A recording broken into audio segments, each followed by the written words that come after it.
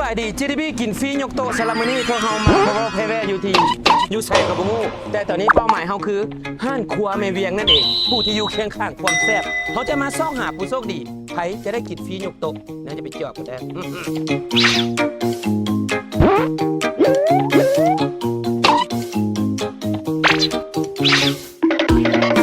นี่นำค่ะสำหรับตอนนี้ผู้ใดจะเป็นผู้โชคดีกับโครงการ GDP กินฟรียกโต๊ะไปติดตามกัน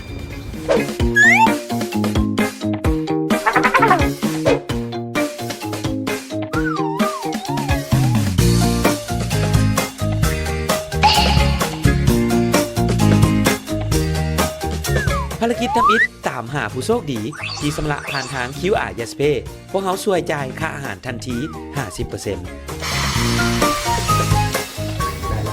ได้ผู้โชคดีมาแล้วพอดีเมื่อกี้เห็นได้สำระผ่าน QR JDB พวกเขามาจากรายการ JDB กินฟรียกโต๊ะพอดีเมื่อกี้เห็นได้สำระผ่านทาง QR YesPay ของเขาพนังและแลบเน็ตเนาะสามารถสำระได้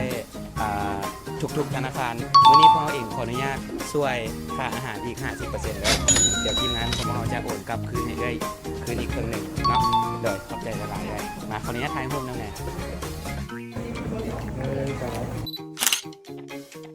ส่งได้คืนครึ่งหนึ่งเลยเนาะเมื่อกี้เฮาสำระไปเมื่อเพียงแต่195,000แต่คันนี้ปกติคันนี้แอป JDB Yes เฮาจ่ายให้เบิดโต๊ะเลยได้กินจะพ้นก็ยาวจ่ายให้เบิดเลยและภารกิจที่2ไผ่ที่สำระผ่านทางแอป JDB Yes มื้อนี้กินฟรียกโต๊ะกันเลยเด้อเอาเจอผู้โชคดีกันแล้วเนาะเอาเห็นผู้โชคดีกันแล้วที่ใช้แอปของพวกเรา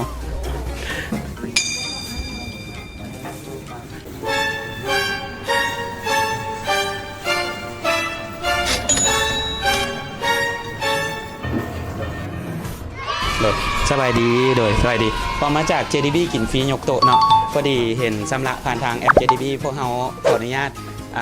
จ่ายให้คืนเบิดเลยเนาะเมื่อกี้จ่ายไปเท่าใดเดี๋ยวพวกเขาจ่ายให้เบิดเลยเนาะนี่ที่ว่าขอบคุณนะคะโดยความยินดีมาขออนุญาตถ่ายรูปน้ำเนเด้อถือว่าจบกันไปกับการหาผู้โชคดีอยู่ที่ห้านครัวแม่เวียงอีพีหน้ากินฟรียกโต๊ะอยู่ไสและไผจะเป็นผู้โชคดีอย่าลืมติดตามพวกเราเด้อธนาคารห่วมพัฒนาเติบใหญ่ไปพร้อมกัน